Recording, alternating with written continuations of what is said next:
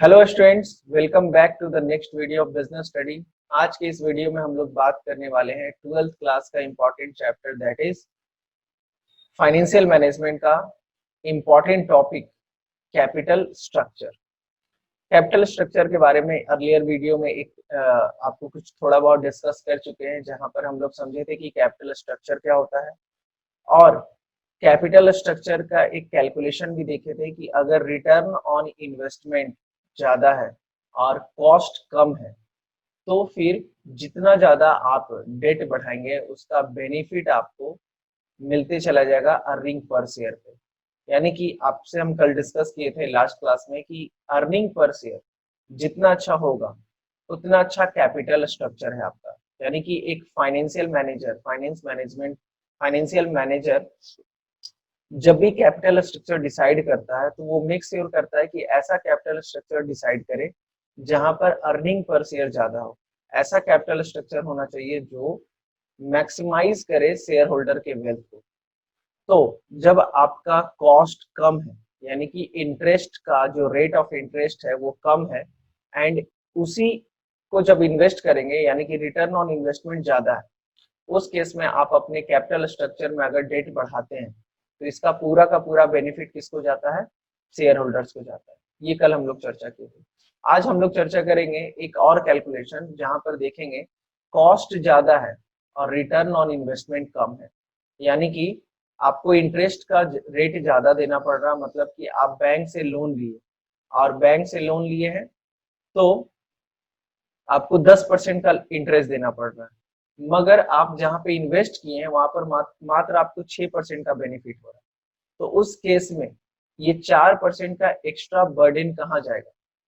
तो ये 4% का बर्डन कौन किसको झेलना पड़ेगा? शेयर होल्डर को झेलना पड़ेगा। ठीक है, तो चलिए शुरू करते हैं। और आज की क्लास में हम लोग ये भी डिस्कस करेंगे कि फैक्टर क्या है, फैक्टर अफेक्टिंग कैपिटल स्ट्रक्चर, यानी कि किन किन बातों को ध्यान में रखते हैं जब हम लोग कैपिटल स्ट्रक्चर डिसाइड करते हैं।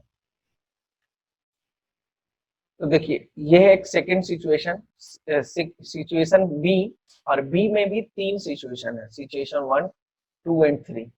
यहाँ पर भी सब कुछ सेम है, लास्ट अर्लियर वीडियोस में जो देखे थे उसी के हिसाब से है।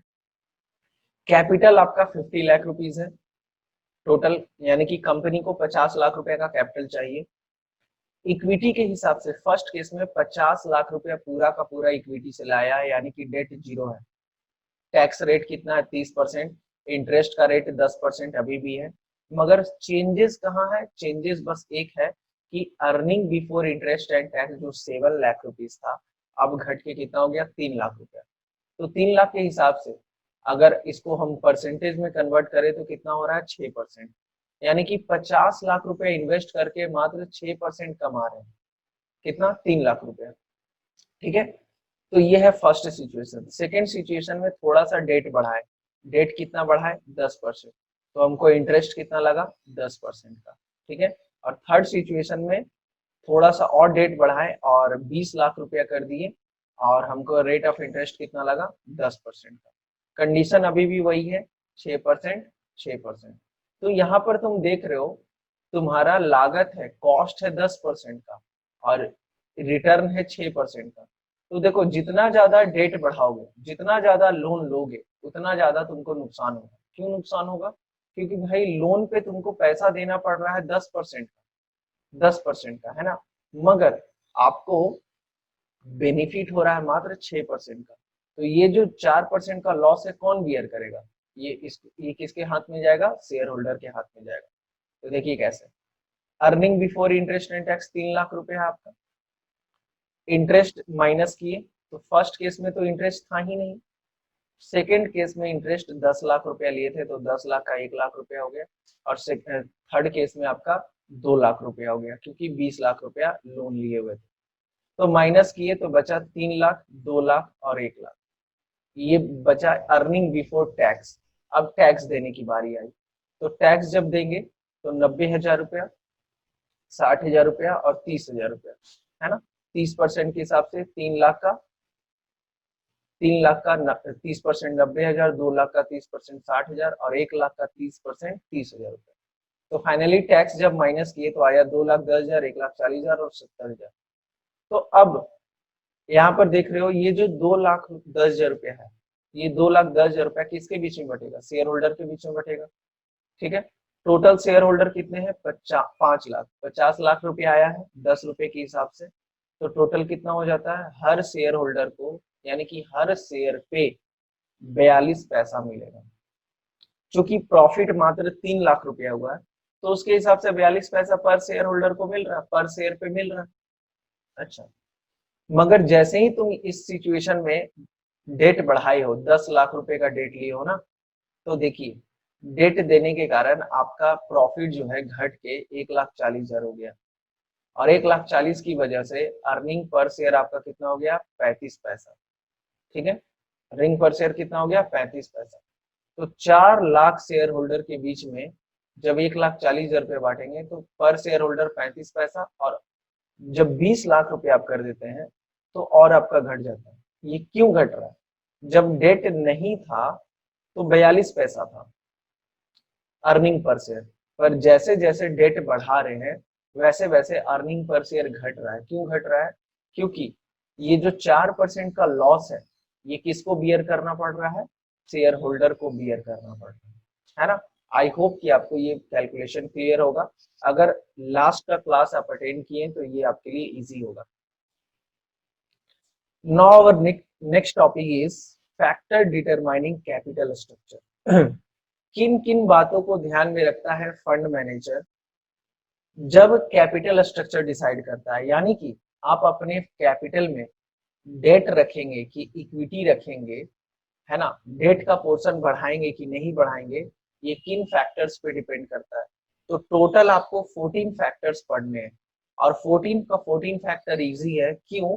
क्योंकि आप इंट्रोडक्शन अच्छे से पढ़े हो, आप फाइनेंशियल मैनेजमेंट के बारे में जानते हो, फाइनेंशियल प्लानिंग के बारे में जानते हो, तीनों तरीके का डिसीजन के बारे में जानते हो, तो ये आपके लिए थोड़ा आसान हो जाता है। थोड़ा नहीं, पूरा आसान हो जाता है। चलिए, तो एक एक करके चर्चा करते हैं, और जब डिस्कस करेंगे तो आपको लगेगा कि ये ऑलरेडी हम लोग डिस्कस कर चुके हैं। ठीक है, तो सबसे पहला है आपका कैश फ्लो। तो कैश फ्लो पोजीशन सबसे पहला आपका फैक्टर है, कैश फ्लो पोजीशन। यानी कि जब आप कैपिटल स्ट्रक्चर डिसाइड करते हैं तो आप अपने ऑर्गेनाइजेशन का कैश फ्लो देखते हैं। यानी कि देखो, कई बार ऐसा होता है ना कि कंपनी प्रॉफिट बहुत अच्छा कमा रही है, मगर कैश का पोजीशन थोड़ा गड़बड़ है, मतलब पैसा कमा रहा है मगर पैसा ठहरता नहीं है, कैश फ्लो बहुत, मतलब या तो पैसा ब्लॉक्ड हो जाता है, प्रॉफिट हो चुका है मगर पैसा भी मिला नहीं है, यानी कि कंपनी का कैश फ्लो पोजीशन ठीक नहीं है, कंपनी को टाइम पे पैसा नहीं आता है। तो उस केस में आप डेट फंड नहीं ले सकते। क्यों नहीं ले सकते? क्योंकि भाई अगर आपका प्रॉफिट बहुत अच्छा है मगर कैश फ्लो पोजीशन सही नहीं है, तो ना आप टाइम पे इंटरेस्ट दे पाएंगे, ना टाइम पे आप प्रिंसिपल रीपेमेंट कर पाएंगे, और ना ही डिविडेंड दे पाएंगे प्रीफरेंस शेयर होल्डर को, ना डिवेंचर होल्डर को इंटरेस्ट दे पाएंगे, ना बैंक का लोन दे पाएंगे, इंटरेस्ट दे पाएंगे। तो जब कैश फ्लो पोजीशन अच्छा हो तभी डेट फंड हम एक्वायर करते हैं, अदरवाइज नहीं। नहीं तो आपको प्रिंसिपल का रीपेमेंट करने में भी प्रॉब्लम होगा, इंटरेस्ट का भी रीपेमेंट करने में प्रॉब्लम होगा। तो ये बातें यहाँ पे लिखी हुई हैं, आपको ये पॉइंट बता रहे हैं। अ कंपनी में एम्प्लॉय मोर डेब्ट securities in its capital structure. एक कंपनी अपने कैपिटल स्ट्रक्चर में डेट फंड अप्लाई कर सकता है, कब? जब वो श्योर है कि उसका कैश इनफ्लो अच्छा होगा, कैश इनफ्लो होगा। If the company is sure of generating enough cash inflow मतलब कि कंपनी को कैश में कोई दिक्कत नहीं होगा, पैसा आ जाएगा।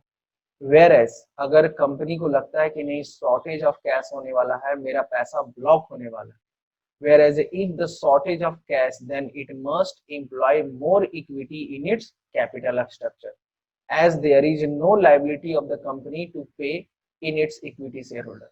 तो कैश क्रंच रहता है, कैश का शॉर्टेज रहता है, तो डेट को भूल जाइए, क्योंकि वहां पर फिक्स लाइबिलिटी आता है ना।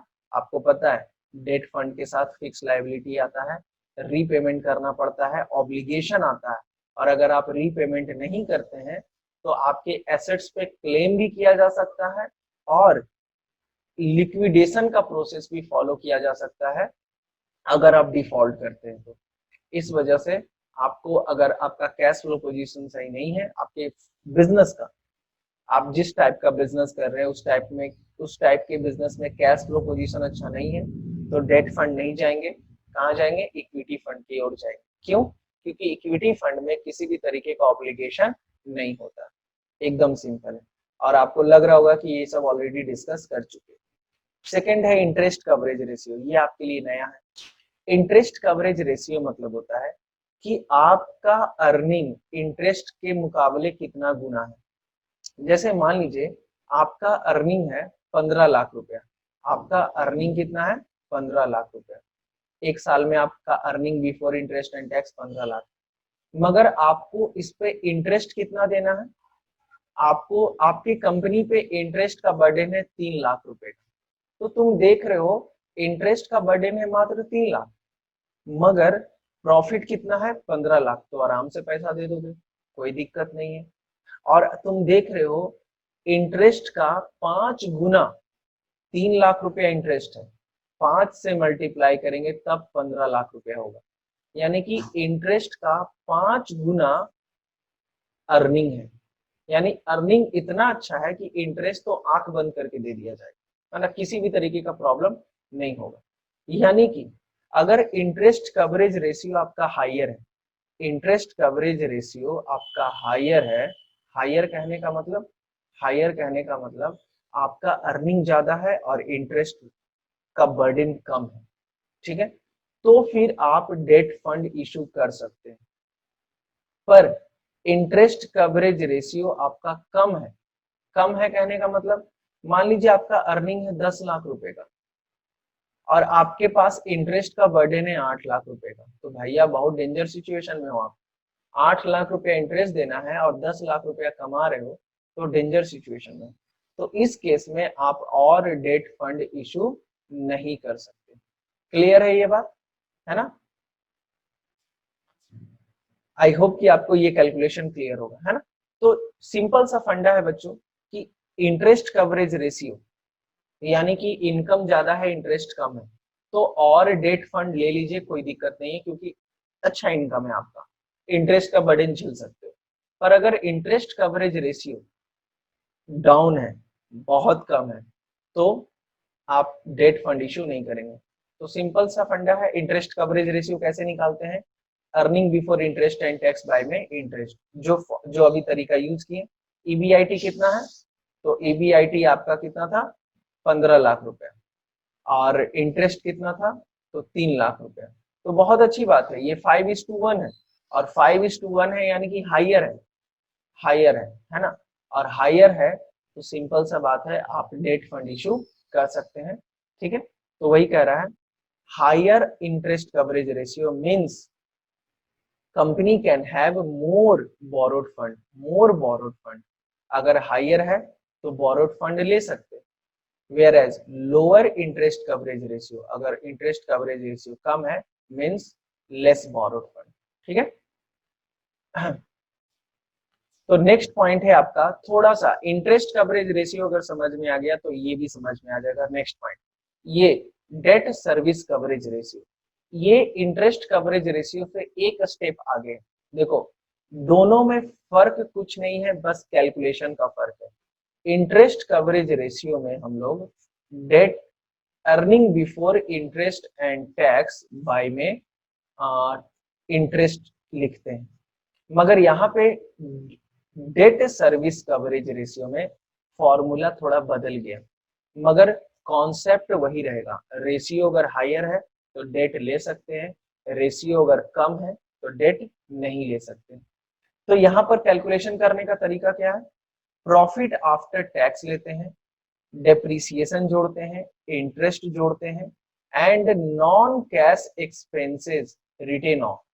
सर ये नॉन कैश क्या होता है? देखिए बहुत सारा एक्सपेंसेस ऐसा होता है जहां पर आपको कैश का पेमेंट नहीं करना पड़ता है, जैसे आप इनटेंजिबल एसेट्स को राइट ऑफ करते हैं, है ना? इनटेंजिबल एसेट्स को राइट ऑफ करते हैं तो वहां पे पेमेंट करने का जरूरत नहीं पड़ता है। कोई भी एसेट्स को डेप्रिसिएट करते हैं, जैसे मान लीजिए मेरे पास 50 लाख का एक मशीन है और वो हर साल 10% से डेप्रिसिएट हो रहा है, यानी कि 5 लाख से डेप्रिसिएट हो रहा है, तो 5 लाख से आप अपना एक्सपेंसेस शो करते हैं। डेप्रिसिएशन क्या एक्सपेंसेस है, मगर ये नॉन कैश आइटम है। क्यों? क्योंकि आप यहाँ पर किसी को पेमेंट नहीं करते। तो वैसा हर नॉन कैश एक्सपेंसेस जहां पर आप पेमेंट नहीं करते उसको भी ऐड करते हैं, जैसे कि डेप्रिसिएशन। तो फॉर्मूला है, बस ध्यान में रखना पड़ेगा, हालांकि वो भी आपको इतना जरूरी नहीं है। जब आप स्पेशली फाइनेंशियल मैनेजमेंट पढ़िएगा ना, तब आपको ये सब ज्यादा जरूरी पड़ेगा। फिलहाल हाँ, bad debt written off, bad debt written off भी एक तरीके का क्या है, non cash expenses. Bad debt written off हो गया, फिक्टिशियस एसेट्स को राइट ऑफ करना, या फिर आप गुडविल को, है ना, इनटेंजिबल एसेट्स को राइट ऑफ करना, टेंजिबल एसेट्स को राइट ऑफ करना, ये सब सारा क्या आ जाता है, नॉन कैश एक्सपेंसेस में आ जाता है। ठीक है, चलिए, तो profit after tax plus depreciation plus interest plus non cash expenses divided by interest coverage ratio में सिर्फ हम लोग क्या ले रहे थे, हम लोग ले रहे थे इंटरेस्ट। मगर कंपनी के ऊपर सिर्फ इंटरेस्ट का बर्डन नहीं होता। कंपनी अगर प्रीफरेंस शेयर इशू किया है तो उसको डिविडेंड भी देना पड़ेगा रेगुलरली। अगर कंपनी प्रीफरेंस शेयर इशू किया है तो प्रीफरेंस शेयर होल्डर को फिक्स्ड रेट ऑफ डिविडेंड मिलता है। आपको याद होगा 11 क्लास में पढ़ाए हैं कि प्रीफरेंस शेयर होल्डर कौन होता है, जिसको फिक्स रेट ऑफ डिविडेंड मिलता है। तो इस केस में प्रीफरेंस शेयर होल्डर को भी डिविडेंड मिलेगा रेगुलरली, इंटरेस्ट देना पड़ेगा रेगुलरली, और रीपेमेंट ऑब्लिगेशन मतलब जैसे मान लो तुम्हारा 2018 में लोन का डेट खत्म हो रहा है,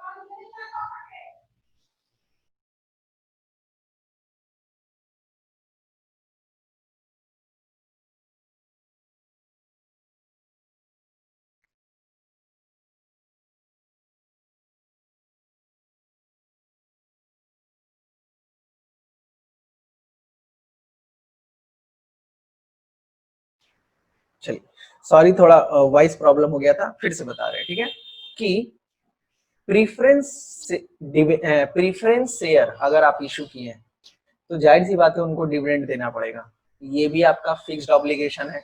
अगर आप इंटरेस्ट पे पैसा लिए, लोन लिए हैं, डेट फंड है, इस पे भी इंटरेस्ट देना पड़ेगा। और कभी कभी क्या होता है, अब जैसे भाई लोन लिए थे 2005 में, 15 साल का लोन है, तो 2020 में मैच्योर होगा ना भाई, तो 2020 में पेमेंट करना पड़ेगा। वो कह रहा है प्रिंसिपल का payment, repayment obligation. Repayment obligation मतलब क्या, तुम जो लोन लिए थे उस लोन का रीपेमेंट का समय आ गया। कई बार क्या होता है, एक बार में देना पड़ता है। 50 लाख रुपया लोन लिए थे, 50 लाख एक बार में 2020 में देना पड़ेगा। और या तो कई बार होता है हर साल तोड़ तोड़ के लिया जाता है। तो जैसा कंडीशन है हम वहां पे फिक्स कर देंगे। ठीक है, तो ये एक फॉर्मूला है, और इसका भी यही मतलब है कि अगर, जैसे कि हम आपको बताए थे, इंटरेस्ट कवरेज रेशियो अगर हाइयर है तो डेट फंड आप ले सकते हैं, पर इंटरेस्ट कवरेज रेशियो कम है तो डेट फंड आप नहीं ले सकते हैं। ठीक है, उसी प्रकार से यहाँ पर भी है, डेट सर्विस कवरेज रेशियो अगर हाइयर है तो डेट फंड ले सकते हैं, पर अगर कम है तो डेट फंड नहीं ले सकते हैं। ठीक है, चलिए ध्यान रखिएगा, फॉर्मूला है। अब इसका कैलकुलेशन आपको नहीं सीखना, ये सब सीखेंगे फाइनेंशियल मैनेजमेंट जब पढ़ेंगे, अलग से सब्जेक्ट वहां पर सीखोगे। ठीक है, तो अभी you are not enough matured, क्योंकि आप न फाइनेंशियल लिवरेज जानते हैं, न ऑपरेटिंग लिवरेज जानते हैं, न कॉम्बाइंड लिवरेज जानते हैं। ठीक है, तो बस आपको इंट्रोडक्शन मिल रहा है। Third point, return on investment, ये तो हम लोग ऑलरेडी चर्चा कर चुके हैं, इसके ऊपर तो पूरा कैलकुलेशन देखे हैं कि अगर रिटर्न ऑन इन्वेस्टमेंट बहुत अच्छा है, कॉस्ट के मुकाबले रिटर्न ऑन इन्वेस्टमेंट ज्यादा है, तो बहुत अच्छी बात है। पर अगर कॉस्ट ज्यादा है और रिटर्न ऑन इन्वेस्टमेंट कम है, तब गंदी बात है, तब बहुत डेंजर वाला सिचुएशन है।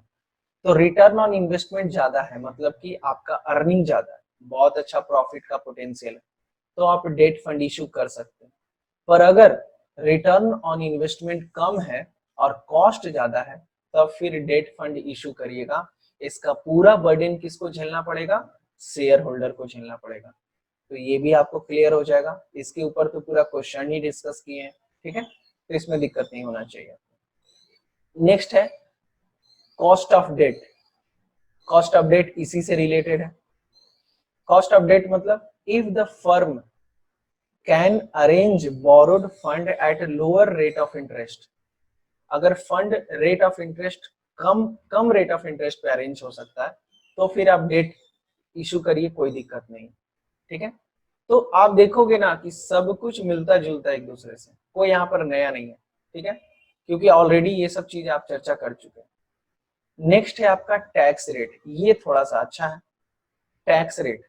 अब आपको पता है कि टैक्स देना पड़ता है कंपनी को, ठीक है, और इंटरेस्ट पेमेंट को हम लोग क्या मानते हैं? हम लोग मानते हैं एक्सपेंस। हम लोग जो भी इंटरेस्ट देते हैं उसके कारण हमारा एक्सपेंस बढ़ता है, ठीक है। अच्छा, और आपको पता है कि टैक्स किस पे लगता है? प्रॉफिट पे लगता है। तो जितना ज्यादा प्रॉफिट होगा उतना ज्यादा टैक्स देना पड़ेगा, और जितना कम प्रॉफिट होगा उतना कम टैक्स देना पड़ेगा। ये क्लियर है? फिर उसके बाद आपके ऑर्गेनाइजेशन पे एक एस्पेक्ट हम बताएं क्या, कि टैक्स किस पे लगता है? प्रॉफिट पे। प्रॉफिट ज्यादा है, टैक्स ज्यादा देना पड़ेगा। प्रॉफिट कम है, टैक्स कम देना पड़ेगा। क्लियर है? अच्छा, दूसरा बात क्या है कि इंटरेस्ट और प्रॉफिट का रिलेशन। इंटरेस्ट और प्रॉफिट का रिलेशन में क्या है? जितना ज्यादा इंटरेस्ट उतना कम प्रॉफिट, और जितना कम इंटरेस्ट उतना ज्यादा प्रॉफिट, ठीक है। तो हम क्या बता रहे थे कि इनकम अगर ज्यादा है तो टैक्स ज्यादा देना पड़ेगा, यानी कि पॉजिटिव रिलेशनशिप है, और अगर इंटरेस्ट ज्यादा है तो प्रॉफिट कम हो जाएगा, ठीक है। अच्छा, तो उसी को ध्यान में रखते हुए थोड़ा समझो। सिंपल सा फंडा, अगर इसको रिलेट करते हो और इसको अगर कैलकुलेट करते हो तो एक चीज कंक्लूड कर पाओगे आप, क्या, कि जितना ज्यादा टैक्स रेट रहता है आपके लिए डेट फंड उतना सही हो जाता है। सर ऐसा क्यों सर? कि डेट फंड इंक्रीज, जैसे टैक्स रेट अगर ज्यादा है, सरकार आपसे अगर टैक्स ज्यादा ले रही है तो आप डेट फंड इशू करो। क्यों? क्योंकि डेट फंड आपका प्रॉफिट घटाता है, और जब प्रॉफिट घटाएगा तो टैक्स भी कम देना पड़ेगा। तो टैक्स कम देने के चक्कर में डेट फंड इंक्रीज करना ये सही बात नहीं है। मगर कभी कभी क्या होता है, कैलकुलेशन जब करते हैं और थोड़ा मॉडरेट रेट पे, जैसे जिस रेट पे हमको शेयर मिल रहा है उसी रेट पे हमको डेट भी मिल रहा है। समझो थोड़ा सा फंडा, जिस रेट पे हमको शेयर का एक्युमुलेट हो रहा है ना, जिस रेट पे हम शेयर इशू कर पा रहे उसी रेट पे हम डेट फंड भी अरेंज कर ले रहे हैं, और टैक्स रेट ज्यादा है तो उस केस में आप डेट फंड इशू करिए। मतलब सिंपल सा बात है, टैक्स रेट अगर हायर है, टैक्स रेट अगर हायर है तो इससे क्या होता है ना, आपको ज्यादा टैक्स देना पड़ता है। मगर डेट फंड की वजह से इंटरेस्ट का बर्डन आपका बढ़ता है, और इंटरेस्ट का बर्डन बढ़ता है तो टैक्स भी आपका कम हो जाता है, ठीक है, क्योंकि प्रॉफिट आपका घट जाएगा। तो इसलिए ये देखो, ये हर जगह एप्लीकेबल नहीं होता, ठीक है ना, ये थोड़ा इलॉजिकल है मगर आपको बताया जा रहा है, ठीक है। तो सिंपल आप याद रखो, ध्यान रखो, इसमें ज्यादा कैलकुलेशन करने का जरूरत नहीं है। हायर स्टडीज में जब जाओगे तो इसको भी प्रूव कर दिया गया कि फालतू है, कि टैक्स रेट अगर ज्यादा है और डेट फंड भी बढ़ा देंगे तो इससे हमारा टैक्स का बर्डन जो है वो रिड्यूस हो जाएगा। ये सही बात है, मगर अगर चतुराई से देखें तो कहीं ना कहीं डेट फंड क्यों बढ़ाएं टैक्स के चक्कर में, ठीक है। तो यहाँ पर क्या कह रहा है कि टैक्स अगर हायर है, टैक्स अगर हायर है तो डेट आप बढ़ा सकते हैं, और टैक्स अगर लोअर है तो इसका बेनिफिट आपको किसको देना है? शेयर होल्डर को देना है। तो डेट फंड आप इशू नहीं करेंगे, ठीक है, बस आप इतना ध्यान रखना। नेक्स्ट है आपका cost of equity. Cost of equity मतलब कि भैया कि एज फार एज, देखिए, डेप्ट increases earning per share, then we can include the capital structure when whereas earning per share start decreasing inclusion। देखिए क्या कर रहा है, सिंपल सा बात है, हम जो ऊपर कैलकुलेशन सिखाए थे उससे रिलेट कर रहा है। कॉस्ट ऑफ इक्विटी, अगर आप, है ना, देखिए यहाँ पे रीड कर दे रहे ज्यादा बेटर रहेगा। Another factor which helps in deciding capital structure is cost of equity. Owners और equity shareholder expect a return on their investment. आपको पता है जो भी शेयर होल्डर हैं वो अपने इन्वेस्टमेंट पे कुछ ना कुछ रिटर्न एक्सपेक्ट करते हैं। क्या एक्सपेक्ट करते हैं? रिटर्न, कि भैया हमको कुछ बेनिफिट होगा। As far as debt increases earning per share then we can include in it in capital structure. तो तुम देखे थे फर्स्ट वाले, कल जो लास्ट क्लास में जो सिचुएशन बताए थे कि जैसे जैसे हम लोग डेट बढ़ा रहे थे अर्निंग पर शेयर भी बढ़ रहा था। जैसे जैसे डेट बढ़ा रहे थे अर्निंग पर शेयर बढ़ रहा था। तो उस केस में आप डेट बढ़ाइए, कोई दिक्कत नहीं। मतलब सिंपल सा फंडा है, अगर डेट बढ़ाने के कारण अगर अर्निंग पर शेयर बढ़ रहा है तो आप डेट बढ़ा सकते हैं। और ये तभी पॉसिबल है जब रिटर्न ऑन इन्वेस्टमेंट ज्यादा है और कॉस्ट कम है, इंटरेस्ट का रेट कम है और रिटर्न ऑन इन्वेस्टमेंट ज्यादा है। तो ये तुम देख पा रहे हो, ये जो पॉइंट जनरेट हुआ ये किससे जनरेट हो रहा है? ये आपका जनरेट हो रहा है इससे, रिटर्न ऑन इन्वेस्टमेंट से, कॉस्ट ऑफ डेट से। ठीक है, तो दोनों एक दूसरे से रिलेटेड है। 4 और 5 जब पढ़ोगे ना तो 7 इजिली कवर हो जाता है। कॉस्ट ऑफ इक्विटी में क्या बोल रहा है कि अगर डेट बढ़ाने से अर्निंग पर शेयर बढ़ रहा है तो फिर डेट बढ़ाइए, कोई दिक्कत नहीं। और ये तभी पॉसिबल है जब कॉस्ट ऑफ डेट कम है और रिटर्न ऑन इन्वेस्टमेंट ज्यादा है। ठीक है, चलिए नेक्स्ट पॉइंट क्या कह रहा है? Flotation cost. अगर शेयर इशू करने में, फ्लोटेशन कॉस्ट क्या होता है? शेयर इशू करने में जो खर्च होता है, जैसे सेबी का फॉर्मेलिटीज फुलफिल करना पड़ रहा है, ब्रोकर अपॉइंट करना पड़ रहा है, अंडरराइटर अपॉइंट करना पड़ रहा है, बैंकर अपॉइंट करना पड़ रहा है, लाइसेंसिंग का बहुत ज्यादा जरूरत है। उस केस में अगर बहुत ज्यादा खर्च हो रहा है शेयर इशू करने में तो फिर आप शेयर इशू नहीं करिए, डेट फंड की ओर जाइए। यानी कि हायर द फ्लोटेशन कॉस्ट अगर है तो डेट फंड की ओर आप जाइए, कोई दिक्कत नहीं। तो देखो क्या कह रहा है, flotation cost is the cost involve in the issue of share और debenture. These cost include cost of advertisement वगैरह। Issue of share debenture required more formalities as well as more flotation cost, whereas there is less cost involved in raising capital through loans and advances।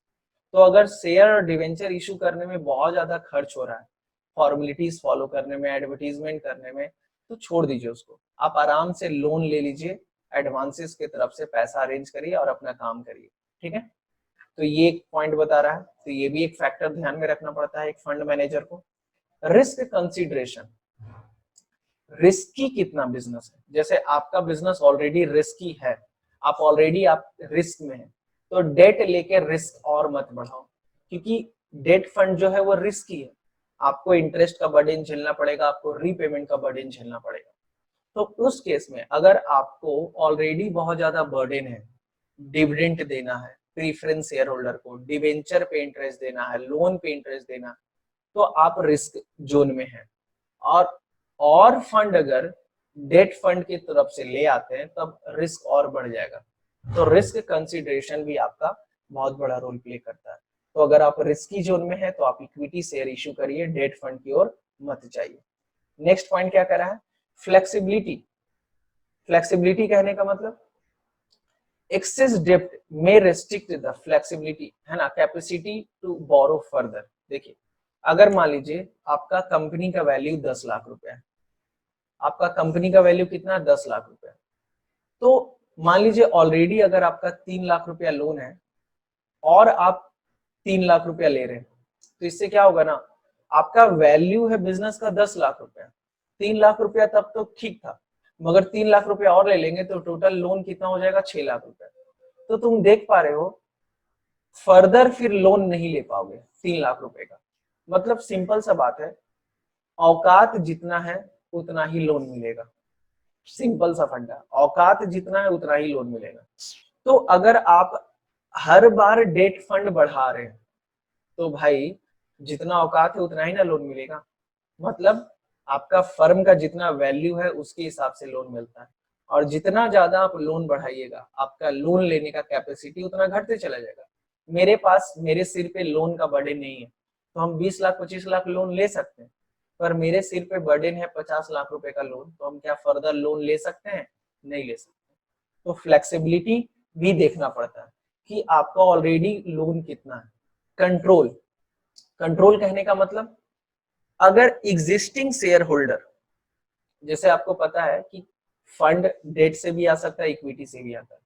अब company decide किया कि भैया equity से fund लाएंगे, अब equity से fund लाएंगे यानी कि नया शेयर होल्डर आएगा, मगर एग्जिस्टिंग शेयर होल्डर नहीं चाहता है कि नया शेयर होल्डर आए, वो नहीं चाहते हैं कि अपना कंट्रोल लूज करना चाहते हैं, ठीक है। तो आप डेट फंड इशू करिए, मतलब एग्जिस्टिंग शेयर होल्डर, सिंपल सा फंड है। अगर आप लोग मेरे कंपनी के शेयर होल्डर है, हम आपको बोले कि भैया हम फंड मैनेजर है, हम बोले कुछ नया शेयर होल्डर अट्रैक्ट कर रहे हैं, वो लोग भी अब डिसीजन में पार्टिसिपेट करेंगे। तो आप अगर कंट्रोल लूज करना चाहते हैं तब तो ठीक है, शेयर इशू हो जाएगा, पर आप अगर कंट्रोल लूज नहीं करना चाहते हैं तो फिर हमको कहाँ जाना पड़ेगा? Debt fund. तो एक और फंडा क्या है कंट्रोल में, कि एग्जिस्टिंग शेयर होल्डर अगर कंट्रोल लूज करना चाहता है तब तो शेयर के थ्रू इशू कर सकते हैं और नया शेयर होल्डर को अट्रैक्ट कर सकते हैं। पर अगर एग्जिस्टिंग शेयर होल्डर अगर कंट्रोल लूज नहीं करना चाहता है तो आपको कौन सा इशू करना पड़ेगा? डेट फंड इशू करना पड़ेगा। नेक्स्ट है आपका रेगुलेटरी फ्रेमवर्क। रेगुलेटरी फ्रेमवर्क मतलब होता है रूल्स एंड रेगुलेशन। तो भैया अगर बहुत ज्यादा सेबी का, आपको पता है ना शेयर इशू करने के लिए किसका गाइडलाइन इशू करना पड़ता है, फॉलो करना पड़ता है? सेबी का। तो अगर सेबी का रूल्स एंड रेगुलेशन बहुत ज्यादा लेंदी है, बहुत ज्यादा लीगल फॉर्मेलिटीज है, तब आराम से आप लोन इशू कर लीजिए, लोन ले लीजिए, ठीक है।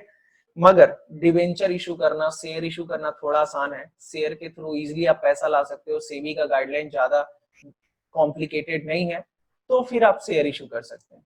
मतलब कॉम्प्लिकेशंस, रेगुलेटरी फ्रेमवर्क, यानी कि security exchange board of India का गाइडलाइन भी बहुत बड़ा रोल प्ले करता है। अगर बहुत ज्यादा लेंदी प्रोसेस है और वो फॉलो नहीं करना चाहते हैं, टाइम नहीं है, तो आप लोन ले लीजिए, ठीक है।